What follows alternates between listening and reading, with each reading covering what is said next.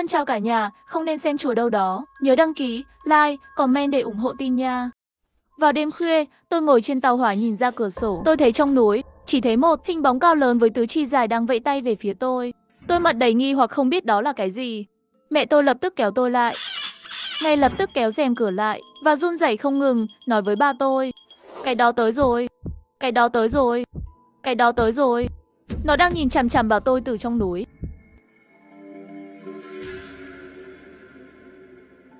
Mẹ tôi đứng bất động tại chỗ, ánh mắt tràn đầy nỗi sợ hãi không thể tả. Ba tôi không biết là nhớ ra điều gì, mắt mở to, cả người lập tức tỉnh táo lại. Mẹ à, liệu có phải bà nhìn nhầm không? Đã bao nhiêu năm rồi mà.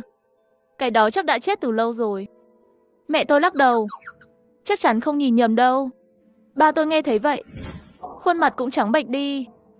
Ông mở một khe nhỏ trên rèm cửa, nhẹ nhàng nhìn ra ngoài. Nhìn một lúc lâu, mặt ba tôi mới dần trở lại bình thường. Chắc chắn là bà nhìn nhầm thôi. Trong núi không có gì cả. Có phải bà nhìn tôi đang ngủ rồi muốn dọa ba không?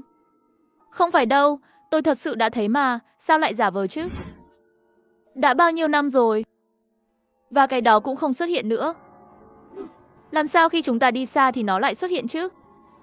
Đây là đâu, bà biết không? Nơi này cách đó gần 200 km đấy. Có thể là tôi nhìn nhầm rồi. Dù sao thì cái đó cũng không chết. Khoảng cách xa như vậy, lẽ ra không thể đuổi kịp được. Mẹ tôi không chịu buông. Ba lại kéo rèm cửa ra một khe nhỏ. Chỉ một cái nhìn, mẹ tôi run lên một cái, gần như nhảy bật khỏi ghế. Phản ứng của mẹ tôi khiến mọi người trong toa tàu đều không hiểu gì. Tất cả đều nhìn về phía bà. Ba tôi liền tát bà một cái. Cứ giận mình hoảng hốt làm gì thế? Mẹ tôi kéo rèm cửa lại thật chặt. Mất một lúc mới ngừng run rẩy. Cái đó thật sự tới rồi. Nhìn sắc mặt mẹ tôi, không giống như đang đùa. Ba tôi nhìn qua khe rèm một cái. Ngay lập tức cơ thể ông, cả người ông mềm nhũn ngồi sụp xuống ghế. Chuyện gì thế này? Đã qua bao nhiêu năm rồi? Hơn nữa là lỗi của thế hệ trước. Sao nó vẫn không buông tha chúng ta? Tôi bị phản ứng của ba mẹ làm cho cảm thấy không hiểu gì cả. Ba mẹ, cái đó rốt cuộc là cái gì vậy? Ba tôi lắc đầu. Không thể nói tên nó ra. Nếu nói ra, nó sẽ nhớ giọng nói của chúng ta. Lúc đó chúng ta sẽ không còn cơ hội nữa. Tôi không hiểu tại sao ba mẹ lại sợ hãi như vậy. Tò mò, tôi liếc qua cửa sổ nhìn một cái. Hình bóng đó không biết vì sao, lớn hơn rất nhiều so với lần đầu tiên tôi thấy. Cơ thể dường như phủ đầy lông dày. Vì trời quá tối, khoảng cách quá xa, tôi không thể nhìn rõ được hình dạng. Có vẻ như là sinh vật hình người, nhưng lại giống loài động vật. Tứ chi rất dài. Lúc đầu nó còn ở giữa sườn núi, nhưng chỉ trong vài câu nói, nó đã tới chân núi rồi. Mẹ tôi lúc này chắc chắn đang nhìn chằm chằm vào tôi. Lão Bạch, chúng ta không thể ngồi đây đợi chết. Tuyết phủ kín núi rồi, tàu hỏa đã dừng lại. Không biết bao lâu nữa mới có thể thông xe. Cái đó có thể đuổi kịp trong khoảng cách 200 km. Huống chi bây giờ khoảng cách gần như vậy. Chẳng bao lâu nữa nó sẽ tới đây. Ba tôi suy nghĩ một chút, chuẩn bị đi sang các tòa khác kiểm tra. Không lâu sau ông trở lại. Thế nào rồi? Mẹ tôi vội vàng hỏi. Tuyết rơi quá lớn, phải đến ngày mai mới có thể thông xe. Mẹ tôi ngồi bất lực trên ghế. Ba tôi im lặng một lúc, đột nhiên kéo mẹ tôi ra khỏi ghế. Nhanh lên, chúng ta đi qua tòa khác. Trên tàu có nhiều người như vậy, mùi hôi rất lộn xộn, chúng ta đổi chỗ. Có lẽ cái đó sẽ không tìm thấy chúng ta nữa. Mẹ tôi vội vàng đứng dậy, không ngồi lại ghế nữa, dẫn tôi đi sang tòa khác. Thời đó, số lượng tuyến tàu không nhiều, trong toa đông nghẹt người. Âm thanh ồn ào, nhìn quanh, người nào người nấy chèn chúc. Ba tôi lúc này mới thở phào nhẹ nhõm. Chúng tôi đứng ở một góc toa. Mẹ tôi nắm tay tôi. Tôi cảm nhận được tay mẹ ướt sũng mồ hôi. Cả hai tay đều đầy mồ hôi, giờ chỉ còn cách đợi thôi. Cái đó dù có mạnh mẽ đến đâu, cũng không thể phá được. Chỉ cần tàu chạy lại, chúng ta sẽ an toàn. Cái đó sẽ không đuổi kịp được. Ba tôi nhẹ gật đầu, không nói gì. Vào lúc này, bỗng nhiên có một tiếng la thảm thiết từ trong toa. Cả toa tàu im phăng phắc ngay lập tức. Mọi người đều nhìn về phía phát ra âm thanh. Người phát ra âm thanh có vẻ là một người trẻ tuổi. Dưới ánh đèn mờ, anh ta đang nhìn chằm chằm vào điện thoại của mình. Khuôn mặt anh ta, vào đêm khuya, tôi ngồi trên tàu hỏa nhìn ra cửa sổ. Tôi thấy trong núi, chỉ thấy một hình bóng cao lớn với tứ chi dài đang vẫy tay về phía tôi. Tôi mặt đầy nghi hoặc không biết đó là cái gì. Mẹ tôi lập tức kéo tôi lại. Ngay lập tức kéo rèm cửa lại và run rẩy không ngừng, nói với ba tôi. Cái đó tới rồi. Cái đó tới rồi. Cái đó tới rồi. Nó đang nhìn chằm chằm vào tôi từ trong núi.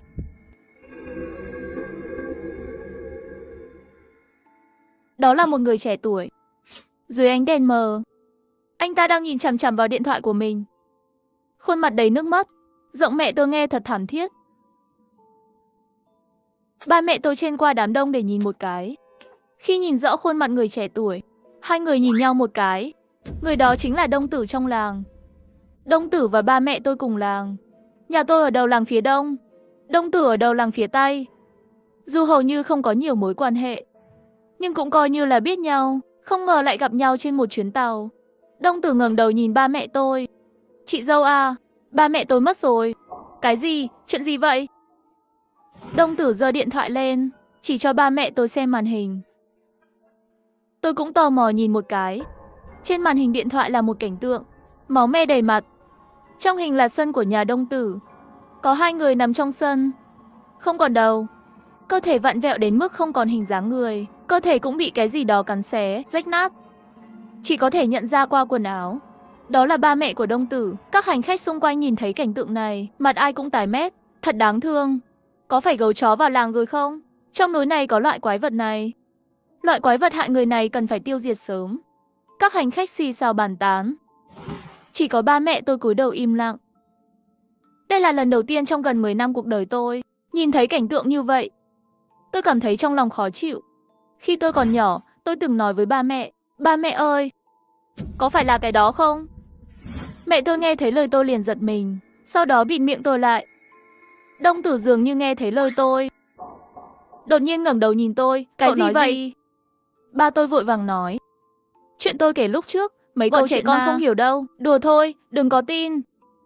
Đông Tử vẫn đắm chìm trong nỗi buồn, cũng không nghĩ nhiều.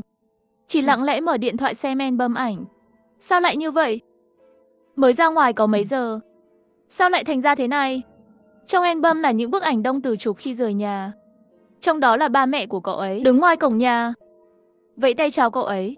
Có lẽ vì khoảng cách xa, bức ảnh hơi mờ, chỉ có thể nhìn thấy dáng của hai người. Đông Tử nhìn chằm chằm vào bức ảnh, nước mắt cậu ấy không ngừng rơi. Ngay lúc đó, một người nhìn vào bức ảnh trong điện thoại của Đông Tử, lên tiếng nghi ngờ. Đây là cái gì? Một hành khách trung niên chỉ vào điện thoại của Đông Tử. Cậu làm ơn phóng to bức ảnh lên. Đông Tử dù không hiểu lắm ông ta muốn làm gì, nhưng vẫn phóng to bức ảnh một chút. Người đàn ông trung niên đột nhiên chỉ vào góc của bức ảnh. Trong bức ảnh, phía sau bức tường trong sân có một bóng hình mờ ảo. Bàn tay dài của nó có vẻ như đang vẫy tay về phía Đông Tử. Cảnh tượng dừng lại ở khoảnh khắc đó. Đây là cái gì vậy? Đông Tử biến sắc mặt. Trong bức ảnh, ba mẹ cậu ấy đứng trước bức tường. Cơ thể chỉ cao bằng một nửa chiều cao của bức tường, nhưng bóng hình mờ ảo kia cao hơn bức tường một cái đầu. Có nghĩa là, căn cứ vào chiều cao của con người, bóng hình đó có lẽ cao hơn 2 mét. Khi nhìn thấy điều này, Đông Tử nổi hết cả da gà. Cái đó là gì vậy? Có lẽ là hung thủ giết ba mẹ cậu ấy. Chắc là gấu chó. Đông Tử im lặng một lúc. Có lẽ là vậy. Nhưng một con gấu chó to như vậy, tôi sống lâu như vậy mà vẫn là lần đầu thấy. Có người phản bác lại. Cái đó chắc chắn không phải là gấu chó. Mùa đông gấu chó còn ngủ đông, sao có thể ra ngoài được? Hơn nữa cái đó tay dài như vậy. Tay của gấu chó tuyệt đối không thể dài như vậy. Đông Tử cơ thể lảo đảo. Cái này rốt cuộc là gì vậy? Những hành khách chứng kiến cảnh này đều im lặng. Không ai có thể trả lời được. Ba mẹ tôi nhìn nhau. Mẹ tôi ánh mắt thoáng qua chút do dự. Ba mở miệng có vẻ muốn nói gì đó. Ba tôi nhẹ nhàng kéo chân mẹ tôi, khẽ lắc đầu. Cuối cùng ba mẹ tôi không nói một lời nào. Ba mẹ, sao các bạn không nói với Đông Tử vậy? Ba tôi nói với mẹ, không thể nói chuyện này ra. Đông Tử mới ra ngoài chưa lâu, còn mang theo hơi thở của ba mẹ cậu ấy. Ăn mất rồi. Cặp vợ chồng già, có lẽ lần này sẽ dồn sự chú ý vào Đông Tử. Mẹ tôi biết ba không có ý gì khác. Nhưng Đông Tử là vô tội. Chúng tôi là 3 người. Mạng sống còn quan trọng hơn. Tôi không hiểu ba mẹ đang nói gì. Chỉ cảm thấy không khí như muốn đông lại. Thời gian trôi qua từng giây một. Rất nhanh trời tối hẳn. Ngoài cửa sổ tàu là một mảng đen tối, không thể nhìn thấy gì. Đã đến 9 giờ tối. Lúc này, đột nhiên, một tiếng động lớn vang lên từ trên trần tàu. Có vẻ như có thứ gì đó nặng nề rơi xuống trên nóc tàu. Những người đã ngủ ngay lập tức bị đánh thức. Chuyện gì vậy? Bùm bùm. Ngay sau đó lại có hai tiếng động vang lên. Có thứ gì đó rơi xuống trên tàu và đang di chuyển. Âm thanh nghe giống như bước chân. Giống như thứ đó đang đi lại. Có thứ gì đó trên nóc tàu. Các hành khách trong toa tàu đều có vẻ hoảng hốt. Lão Bạch, có phải cái đó đến rồi không? Vào đêm khuya, tôi ngồi trên tàu hỏa nhìn ra cửa sổ. Tôi thấy trong núi, chỉ thấy một hình bóng cao lớn với đang vẫy tay về phía tôi. Tôi mặt đầy nghi hoặc không biết đó là cái gì. Mẹ tôi lập tức kéo tôi lại. Ngay lập tức kéo rèm cửa lại và run rẩy không ngừng, nói với ba tôi. Cái đó tới rồi. Cái đó tới rồi. Cái đó tới rồi. Nó đang nhìn chằm chằm vào tôi từ trong núi.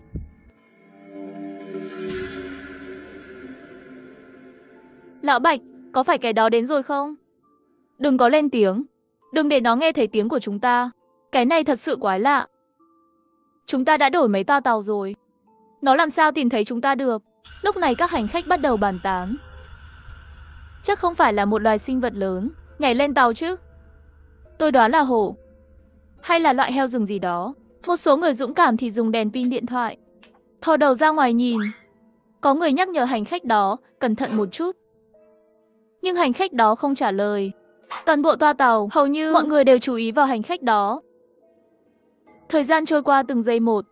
Đã hơn 20 giây trôi qua. Hành khách đó vẫn không có chút động tĩnh nào.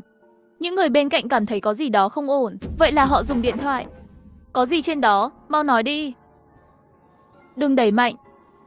Một khi đẩy mạnh thì sẽ gặp chuyện lớn. Hành khách đó đột ngột ngã xuống, thân thể mềm mặt. Mọi người xung quanh mới nhận ra hành khách đó thực sự bị gãy cổ. Trên cổ có một vết cắt rất rõ ràng, như thể bị vật gì cực kỳ sắc bén cắt đứt cổ họng. Không biết ai đó hét lên. Cả toa tàu lập tức trở nên hỗn loạn. Mọi người đều hoảng loạn, nhào nhào chạy về các toa khác. Nhưng trong toa đã có rất nhiều người. Mọi người chen chúc, không thể di chuyển được. Gia đình 3 người chúng tôi bị đám đông chen lấn đưa sang toa tàu khác. Sự náo loạn ở đây nhanh chóng thu hút sự chú ý của cảnh sát tàu. Khi hai nhân viên cảnh sát thấy hành khách đã ngừng thở, sắc mặt liền thay đổi, vội vàng hỏi những người xung quanh về sự việc. Sau khi nghe xong, cảnh sát tàu trấn an hành khách, rồi quay đi vào toa tàu khác, còn khóa cửa hai toa tàu gần đó lại. Không lâu sau, cảnh sát trở lại, vẫn cầm trong tay một cây súng dài. Đi cùng với anh ấy là 2 nhân viên y tế. Mọi người đừng hoảng loạn, có lẽ bị động vật hoang dã tấn công. Nhớ đừng lại gần cửa sổ. Chúng tôi sẽ xử lý chuyện này. Một trong các cảnh sát nghe thấy tiếng động từ trên nóc tàu, liền mở một khe cửa sổ nhỏ. Cây súng dài trong tay phát ra tia lửa. Sau vài tiếng nổ lớn, cái gì đó trên nóc tàu có vẻ bị hoảng sợ, để lại một dấu vết trên nóc tàu, sau đó không còn động tĩnh nữa. Mọi người trong toa tàu đều hoảng loạn. Cái đó rốt cuộc là cái gì? Không ai trả lời. Ngay cả Thành Tính cũng trông rất căng thẳng. Vài phút trôi qua, ngoài kia vẫn không có động tĩnh gì. Mọi người mới thở phào nhẹ nhõm. Để tránh gây náo loạn, nhân viên tàu đóng chặt cửa toa tàu, cầm cây súng đen ngồi trong toa. Mẹ tôi nhìn 2 nhân viên. Có vẻ như bà cảm thấy an tâm hơn. Lão Bạch có súng dài rồi, chắc là không phải sợ nữa đâu. Mẹ, con chưa từng thấy thứ đó, không hiểu được sự lợi hại của nó. 3 ngày trước, chính ba con bị nó đuổi. Cây súng còn bốc khói, mà cũng không gây được tổn thương gì cho nó. Con đoán nó bỏ đi. Có thể là vì quá đông người, không dễ tấn công nữa. Còn nữa, cái thứ đó rất giỏi dụ dỗ con người. Phải cẩn thận, đừng lơ là. Ba mẹ tôi trò chuyện. Tôi đứng giữa 2 người. Không biết vì sao như có linh cảm gì đó. Không hiểu sao tôi lại nhìn ra ngoài cửa sổ. Vào đêm khuya, tôi ngồi trên tàu hỏa. Nhìn ra ngoài cửa sổ, tôi thấy trong núi chỉ thấy một hình bóng cao lớn với tứ chi dài đang vẫy tay về phía tôi. Tôi mặt đầy nghi hoặc không biết đó là cái gì. Mẹ tôi lập tức kéo tôi lại. Ngay lập tức kéo rèm cửa lại và run rẩy không ngừng, nói với ba tôi. Cái đó tới rồi. Cái đó tới rồi. Cái đó tới rồi. Nó đang nhìn chằm chằm vào tôi từ trong núi.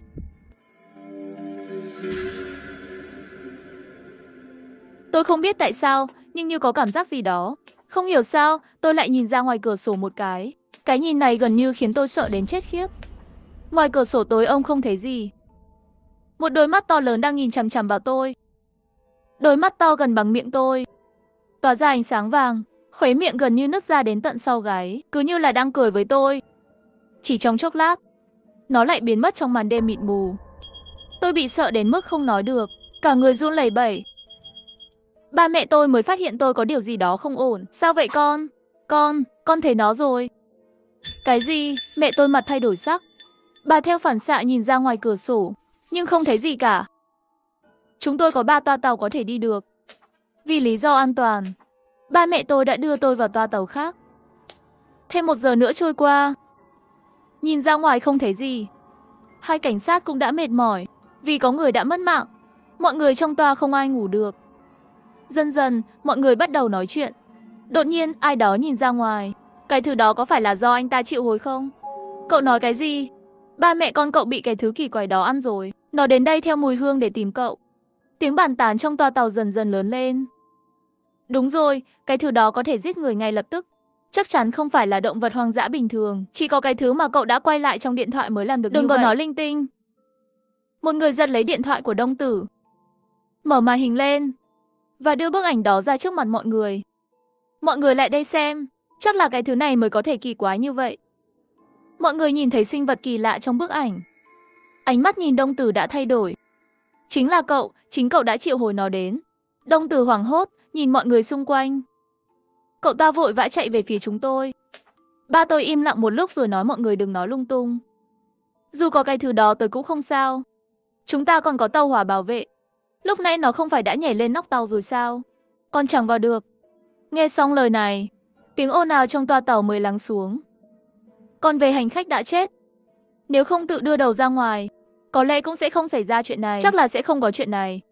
Mọi người trong toa tàu gần như không ai ngủ được. Nhưng tôi thì thực sự quá mệt. Không biết vì sao tôi lại ngủ thiếp đi. Cũng không biết đã qua bao lâu. Mơ màng tôi cảm thấy có ai đó đang vuốt tóc tôi. Cảm giác này rất dễ chịu. Giống như mẹ tôi đang nhẹ nhàng vuốt đầu tôi. Tôi quay người lại. Mẹ, đừng vuốt nữa. Tôi nhăn mặt. Tôi không đụng vào con đâu. Bà ấy vô thức nhìn về phía ba tôi. Ba tôi im lặng lắc đầu với mẹ tôi. Mẹ tôi như hiểu ra điều gì đó. Bà chỉ cắn môi, nắm tay tôi, lặng lẽ đi đến phía bên kia. Chúng tôi vừa mới rời đi, bỗng dưng có một tiếng động lớn vang lên trong toa tàu. Thân chào cả nhà, không nên xem chùa đâu đó. Nhớ đăng ký, like, comment để ủng hộ team nha. Gần đây thức khuya làm hoạt hình quá mệt mỏi.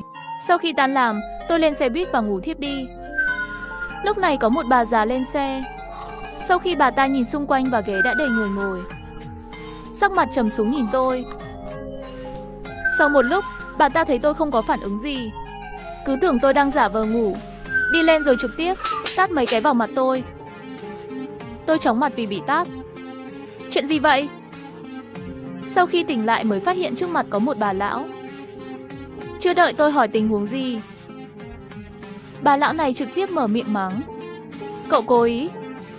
Không nhìn thấy tôi à? Không nhìn thấy một bà già đứng trước mặt cậu hay sao? Con giả vờ ngủ rồi không nhường ghế cho tôi. Mau đứng dậy nhường chỗ cho tôi. Nghe xong trong lòng tôi giận dữ. Nhưng tôi cố gắng không nổi giận với bà già này. Không phải bà già, tôi vừa ngủ thiếp đi thật. Bà muốn tôi nhường chỗ. Bà nhẹ nhàng đánh thức tôi là được rồi. Tại sao còn đánh tôi mạnh như vậy?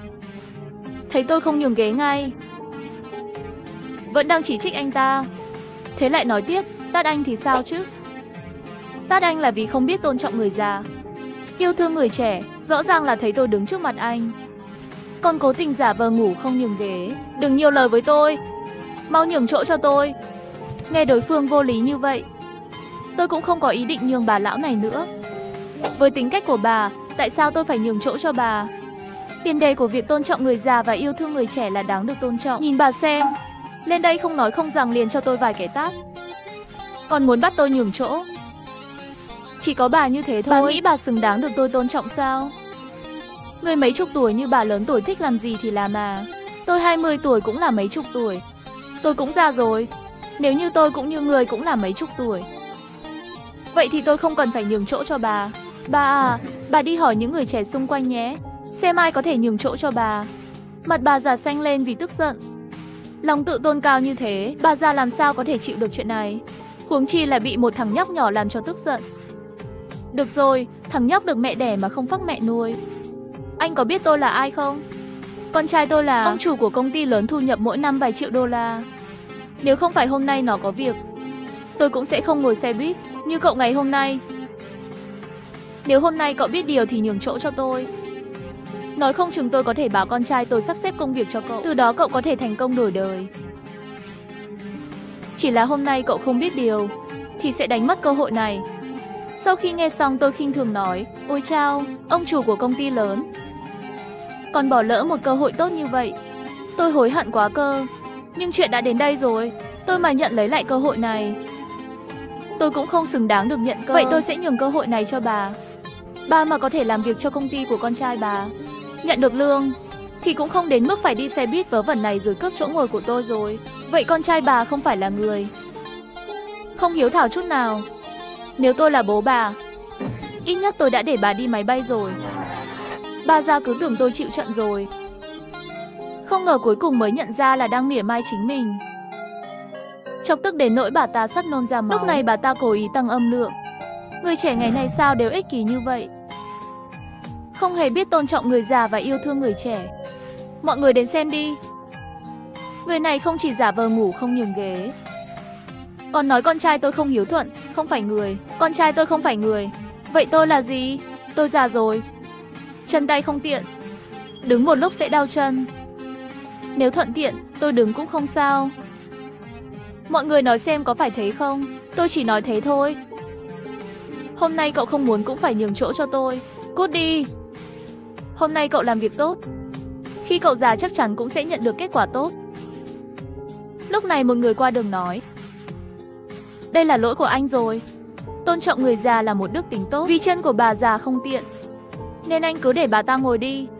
Cậu còn trẻ, đứng một lát cũng không sao. Bây giờ bạn nhường bà già, sau này khi bạn già rồi mới có người nhường bạn. Bà già thấy người nói hộ bà ta, tự tin hơn nói, cậu nghe thấy không? Mọi người ở đây đều công nhận tôn trọng người già là một đức tính tốt. Cậu thật vô học. Nhường ghế cho tôi. Tôi cảm thấy rất cạn lời. Đầu óc bà già này đã không bình thường lắm. Sao ngay cả người qua đường này cũng không có đầu óc như vậy? Đại ca, đừng giở đạo đức ra nói với tôi. Nếu anh có đức hạnh như vậy, vậy xin hãy truyền đức tính này lại cho người trẻ và nhường ghế cho bà già quý tộc này là được rồi. Bằng cách này anh có được đức hạnh tốt, bà già có được chỗ ngồi, không phải là được đôi đường sao? Lúc này một người qua đường sáng suốt nói, tôi đồng ý với ý kiến của anh bạn. Bà già à, hành động của bà như thế đích thực không đáng được chúng tôi tôn trọng. Người trẻ chúng tôi nhường người già là thấu tình đạt lý, còn không nhường bà là bổn phận. Nhưng mà bà không nên dở ra nói đạo đức này nọ như thế. Còn nữa anh trai kia, anh vốn biết đạo lý đó, vậy tại sao không nhường chỗ cho bà già, còn ra vẻ đạo mạo rồi chỉ trích anh chàng kia? Nếu mọi người đều trả tiền xe, vậy thì ai ngồi xuống trước thì có quyền sở hữu chỗ ngồi đó. Cũng không thấy có quy định bắt buộc phải nhường chỗ. Thấy cô gái này giúp tôi nói, tôi cảm ơn cô ấy. Chỉ thấy sắc mặt bà già và anh kia tối sầm xuống, tỏ vẻ khó chịu. Những người xung quanh không dám lên tiếng, như sợ chỗ của mình phải nhường người khác. Lúc này bà già lớn giọng chửi, ai bảo cô thích quản chuyện của người khác như thế? Cậu ta bắt buộc phải nhường chỗ cho tôi. Bà già thấy tôi không nhúc nhích, không có ý định nhường ghế, bắt đầu lớn tiếng mắng mỏ. Những gì tinh hoa của chửi rủa bà ta đều nói hết ra. Những người trên xe nghe thấy đều thấy rất phản cảm. Nói việc tôi không nhường chỗ cứ như tôi phạm phải tội gì tài đình không thể tha thứ. Đột nhiên bà già tiến đến, muốn cưỡng chế lôi tôi ra khỏi chỗ ngồi. Tôi chắc chắn sẽ không để bà ta đạt được mục đích, thế nên hai bên cứ giằng qua kéo lại. Đừng thấy bà già tuổi cao, bà ta tức giận lên sức lực không hề nhỏ. Giằng kéo một lúc, tôi bị bà ta lôi xuống khỏi ghế, đồng thời bị bà ta đẩy mạnh ngã xuống đất. Bà già ngồi lên chỗ ngồi của tôi, nhường cái chỗ mà mất nhiều sức thế. Nếu mà làm tôi mệt đến sinh bệnh, xem tôi có trả thù bà ngàn vạn lần không? Sau đó bà ta quay đầu lại nhìn tôi nằm sõng soài dưới đất, nói cậu làm cái gì đấy? Vừa nãy giả vờ ngủ, giờ lại giả vờ bị đau. Sao? Cậu muốn trả thù tôi à? Tôi đã biết cậu chỉ đang diễn kịch cho mọi người xem. Mau ngồi dậy đi, đừng có mất mặt thế chứ. Chân của tôi sao không dùng được lực? Bị tôi nói như thế, cả xe im lặng không nói gì. Bà già tức giận nói cậu đừng diễn kịch nữa. Chỗ này tôi ngồi chắc rồi. Cậu nghĩ cậu giả bị đau thì tôi sẽ tin sao? Lúc này bà già Vãn không nhận ra rằng việc này nghiêm trọng hơn bà nghĩ. Người đi đường thấy tình hình không ổn, liền lên phía trước hỏi han. Anh bạn anh không sao chứ? Chân của tôi không cựa được nữa, không có cảm giác gì. Nhanh gọi xe cứu thương giúp tôi. Bà già thấy có vẻ như là thật. Sắc mặt thay đổi, bắt đầu hoang mang sợ hãi. Lúc này người đỡ tôi dậy bắt đầu gọi điện cho xe cứu thương. Bà già sợ hãi. Bà ta giải thích tôi chỉ đẩy cậu ta có một chút. Chân cậu ta không có cảm giác là do cậu ta tự ngã xuống đất. Không liên quan gì đến việc tôi đẩy cậu ta. Sàn xe buýt này lại cứng như thế. Người ta ngã thì phải tìm tài xế giải quyết. Ai bảo xe của ông ta cứng như thế? Với lại người trẻ bây giờ sao lại yếu đuối như thế? Mới ngã có tí thế mà bệnh luôn. Cái này có thể trách tôi sao? Phải tìm vấn đề trên chính bản thân mình. Đừng đổ hết trách nhiệm lên người khác. Mọi người đều bị lý lẽ lệch lạc của bà già làm cho ngơ ngác. Bọn họ không ngờ rằng sau khi bà già này đòi nhường ghế, còn có thể cứng giọng nói lớn như thế, thậm chí không phân biệt phải trái, làm người khác ngã rồi đẩy trách nhiệm cho tài xế do sàn xe cứng quá. Đúng là sống lâu quá cái gì cũng có thể gặp. Bọn họ vốn dĩ không nhịn được cái kiểu vô lý của bà già. Chỉ là khi nãy thấy bà già giở kiểu đạo đức để nói, sợ bị dính vào chuyện đó nên không dám lên tiếng. Nhưng bây giờ bà già làm tôi phải đau. Bọn họ mới có lý do nói lại bà già. Cuối cùng cũng có người không nhịn được lên tiếng. Bà bị làm sao vậy? Cướp chỗ ngồi của người khác, rồi lại còn đẩy người ta bị thương. Tôi thấy không phải là bà già trở nên xấu xa, mà là người xấu trở nên già. Bà đúng kiểu bắt nạt người khác. Chúng tôi đều chứng kiến tận mắt là bà đẩy cậu ấy ngã bị thương.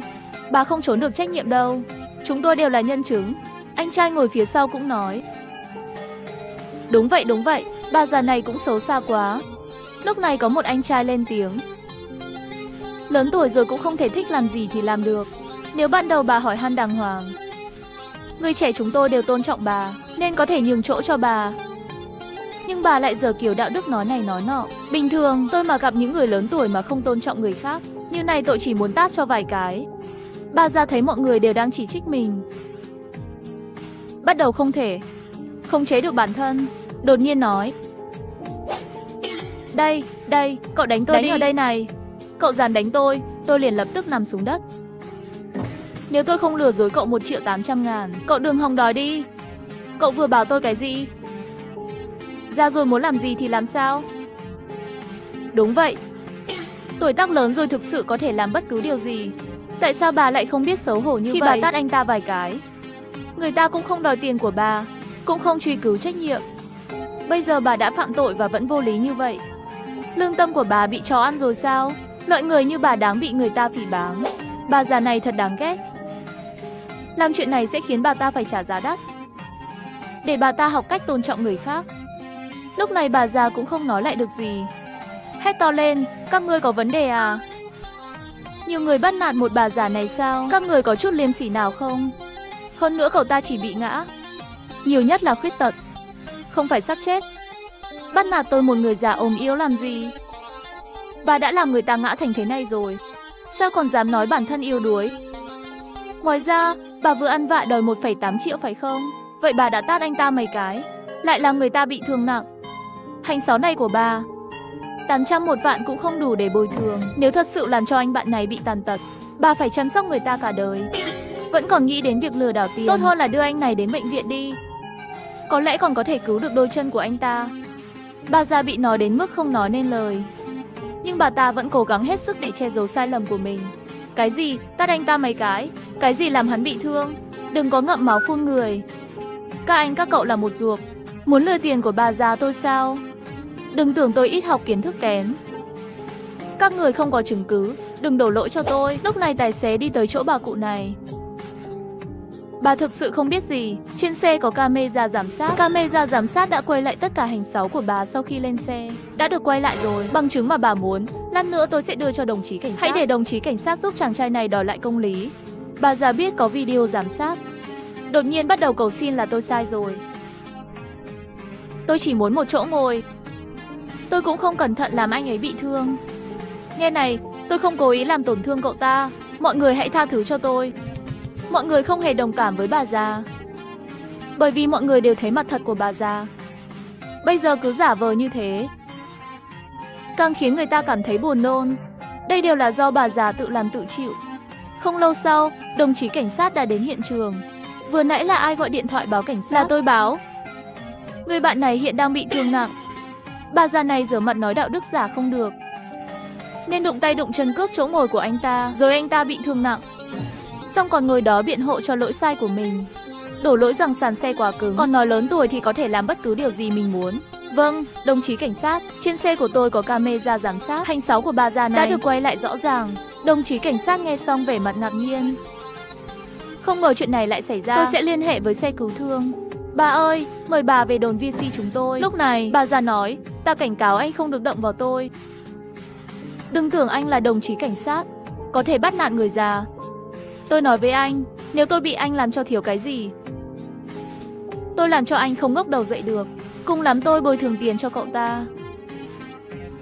Con trai tôi là chủ của công ty lớn. Chút tiền này không là gì.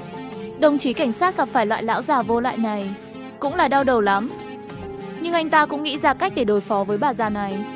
Bà ơi, nếu bà tiếp tục gây rắc rối như thế này, đến lúc đó nếu chuyện được đưa lên mạng, mà ảnh hưởng của mạng xã hội lớn lắm, lúc đó nó sẽ gây thiệt hại cho sự nghiệp của con trai bà, sẽ ảnh hưởng rất lớn. Đến lúc đó không phải là bồi thường chút tiền là xong đâu, con trai bà sẽ mất việc.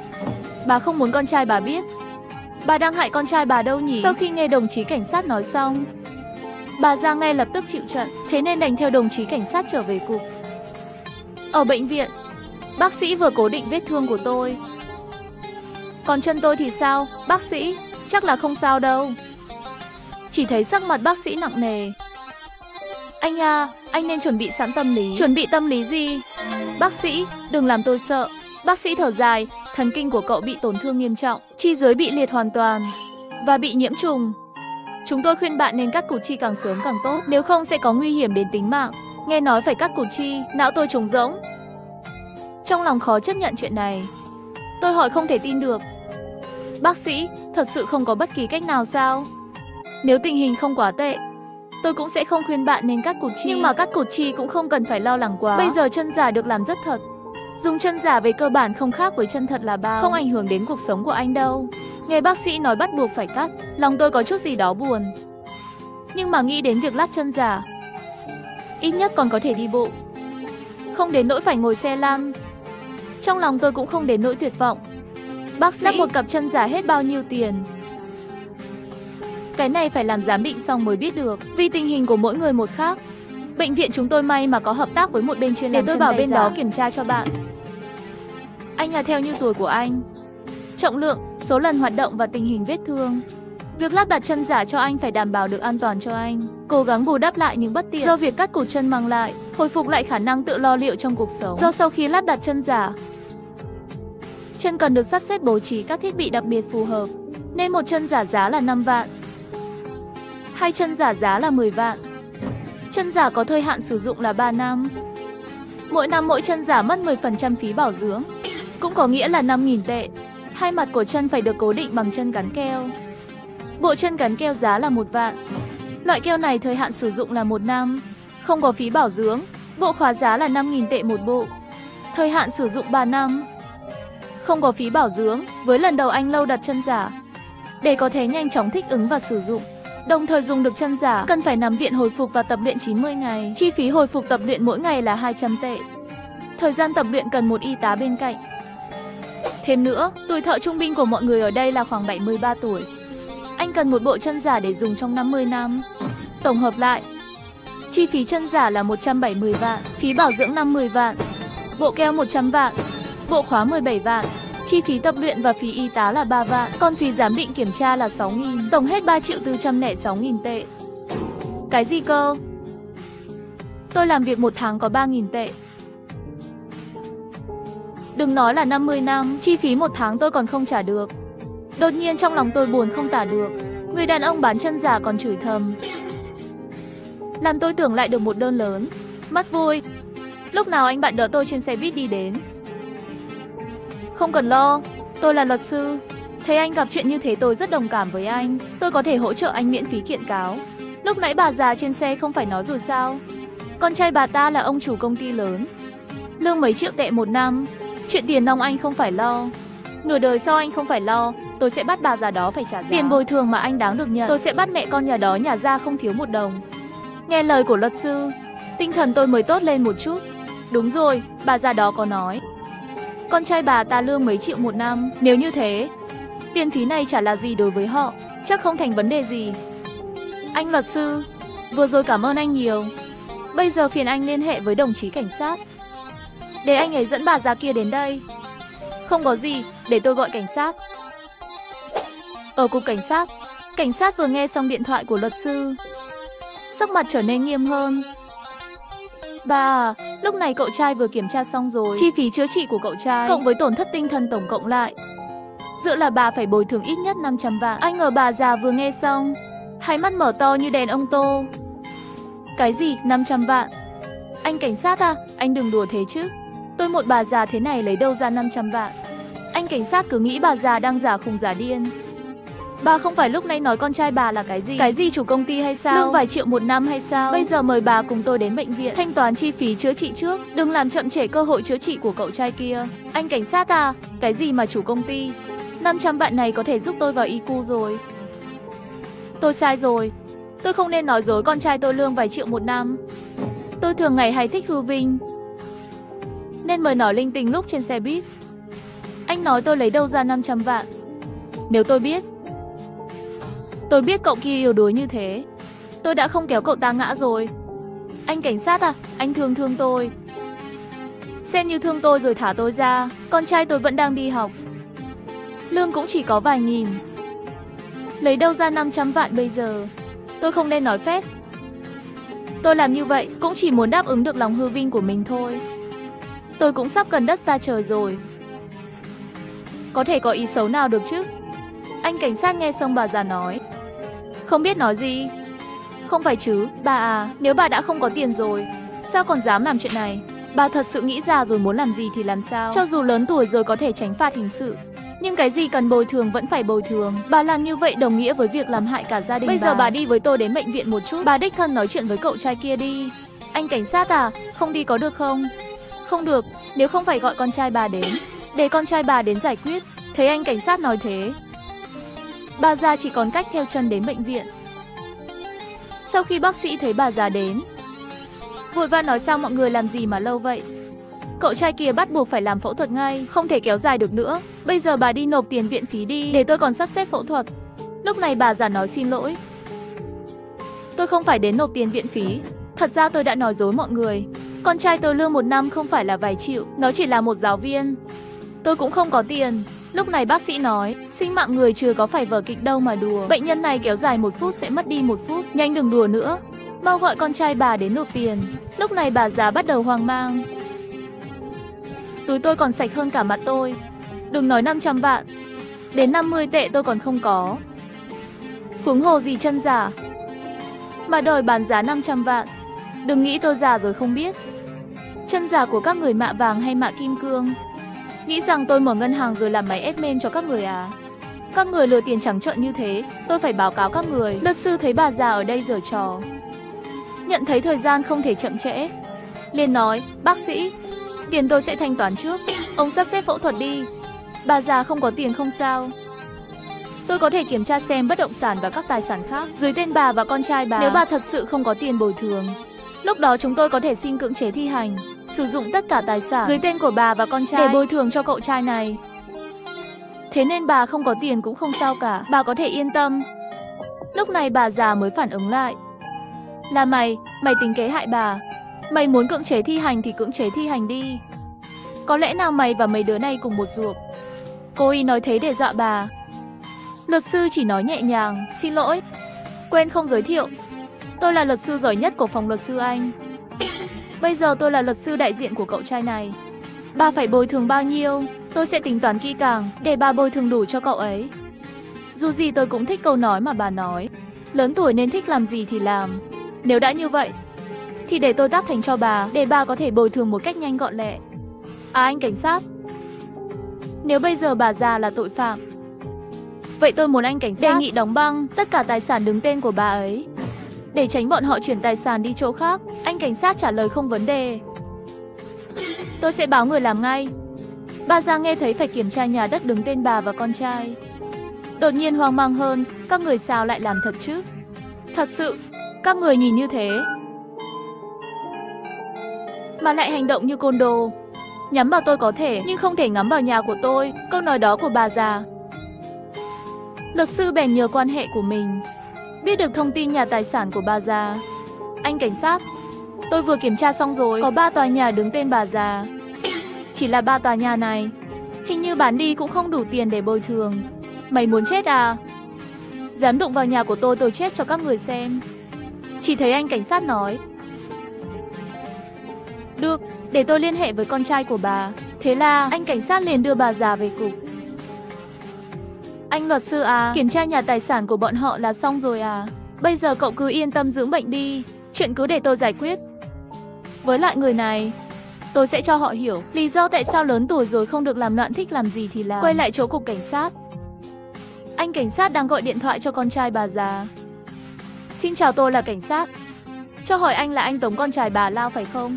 Anh Tống ngơ ngác nói, phải là tôi đây. Anh tìm tôi có việc gì không? Có phải mẹ tôi làm sai gì không? Anh cảnh sát thấy mơ hồ. Tại sao anh Tống lại hỏi như vậy? Nhưng không nghĩ nhiều, liền kể chuyện mẹ anh Tống ra cho anh nghe.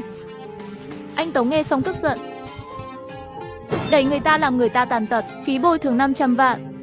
Anh cảnh sát, tôi không có tiền, anh đừng tìm tôi. Mẹ tôi có 3 tòa nhà. Để bà ý tự bồi thường đi, bà ấy phạm tội thì có liên quan gì đến tôi? Muốn tìm thì tìm bà ấy.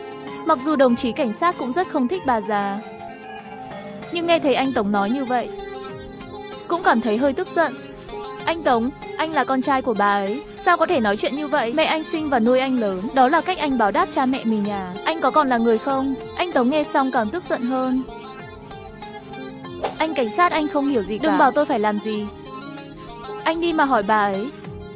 Từ nhỏ đến lớn, bà ấy đã làm hết trách nhiệm của một người mẹ chưa? Khi còn nhỏ ngày nào cũng để tôi ở nhà một mình. Rồi bà ấy đi chơi một mình. Nếu không phải tôi cố gắng, có thể tự chủ, tôi đã bị bà ấy hại chết từ lâu rồi. Hơn nữa bà ấy thường dẫn về đầy người lạ.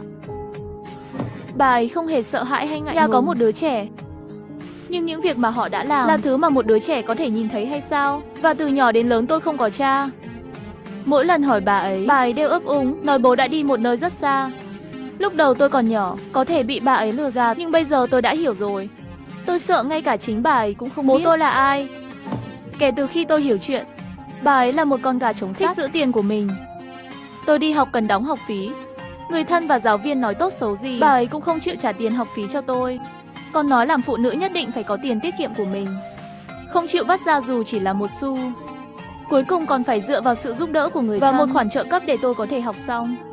Bà ấy rõ ràng cầm nhiều tiền như vậy, nhưng tôi vẫn sống một cuộc sống như vậy. Anh cảnh sát à, anh thấy thế có được không? Là ai không phải người chứ? Anh cảnh sát nghe xong lời của anh Tống, đột nhiên không nói nên lời. Anh cảnh sát cũng không ngờ cuộc sống của anh Tống lại gập ghềnh như vậy. Được rồi, anh làm việc đi. Sau này nếu cần giúp đỡ, tôi sẽ liên hệ lại với anh. Anh cảnh sát nhìn bà già với vẻ mặt u ám. Xem ra bà xấu xa từ ngoài vào trong. Không ngờ bà lại giả vờ như vậy. Tôi tưởng bà với con trai có quan hệ tốt. Chỉ thấy bà già đột nhiên thay đổi sắc mặt. Tôi đã cho nó mạng sống, tôi cầm tiền của nó thì có vấn đề gì chứ? Hơn nữa tiền là của tôi muốn làm gì thì kệ tôi. Bây giờ các người không được vào nhà tôi, nếu không tôi sẽ chiến đấu với các người. Anh cảnh sát thấy vậy cũng lời nói nhảm với bà ta. Người ích kỷ và tham lam như vậy, sợ là cũng rất yêu quý cái mạng của mình. Cho dù gia tài tiêu hết cũng vẫn sẽ sợ chết. Cuối cùng, bà già vì cố ý làm tổn thương người khác dẫn đến tàn tật. Tòa tuyên án 10 năm. Do tuổi của bà vượt quá độ tuổi tối đa của hình phạt, do đó được miễn án. Bồi thường chi phí khám bệnh, phí tổn thất tinh thần, tất cả các chi phí khác bao gồm phí bồi thường khuyết tật tổng cộng 550 vạn. Và bởi vì bà già không có đủ tiền để trả nợ, vì vậy đã bán 3 ngôi nhà của mình. Nhưng có một phần tiền bồi thường vẫn phải do anh Tống chi trả. Và khi bà già trở nên nghèo khổ, ngoại trừ lang thang thì đến cục cảnh sát gây sự, rồi lại đến trường anh Tống gây rắc rối. Con trai tôi Tống nhân đầu đồ ăn cháo đá bát. Tôi đã nuôi lớn nó, không ngờ nó lại đuổi tôi ra khỏi nhà. và để tôi lang thang trên đường phố. Mọi người đến xem đi. Đồ độc ác bất hiếu. Sao lại xứng làm giáo viên? Lúc này anh Tống đi ra, nhẹ nhàng nói với bà già, mẹ ơi, đừng gây rắc rối nữa, con sai rồi, con sẽ đưa mẹ về nhà. Ha ha, lúc này bà già bày ra bộ mặt của kẻ chiến thắng. Đây mới là con trai tốt của ta, coi như không uổng công nuôi. Lúc này có một đám thiên thần áo trắng đột nhiên bước tới. Bà già hoảng sợ, các người làm gì vậy? Muốn đưa tôi đi đâu? Mẹ về nhà thôi, gần đây hành sáu của mẹ có hơi quá, con lo cho mẹ. Hơn nữa con là gia đình duy nhất của mẹ, chỉ có con mới giúp mẹ thôi. Vì vậy, con đã giúp mẹ tìm một ngôi nhà. Hãy yên tâm, mẹ sẽ không cô đơn ở đó. Con cũng sẽ không đi thăm mẹ. Chúng ta sẽ không bao giờ gặp lại nhau nữa. Nói xong bà già bị đưa lên xe rời đi.